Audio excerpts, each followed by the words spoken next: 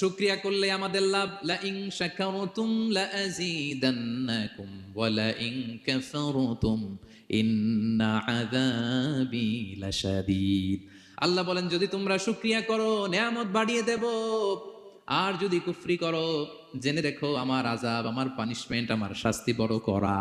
আমি আল্লাহ সব সময় ধরি না, ধরলে ছাড়ি না। ঠিক কি না? ধরে ধরে ধরে না, ধরলে আল্লাহ ছাড়ে না। শুকরিয়া করলে তিনি বাড়াতে থাকে, দিতেই থাকে। শুকরিয়া করবেন তো পাবেন, নিয়ামতে শুকরিয়া করবেন তো পাবেন, করবেন তো পাবেন। তো শুকরিয়া করলে আমাদের লাভ, আমাদের লাভ। হাদিসে কুদসিতে আল্লাহ বলেছেন, এই বানি আদম সবাই মিলে, হ্যাঁ, আলা আতকা কলবি রাজুলিন ওয়াহিদ, তোমরা যদি সবাই সবচেয়ে মুত্তাকি হয়ে যাও, ইবাদতে লুটিয়ে পড়ো সবাই, আমার কিচ্ছু পারবে না।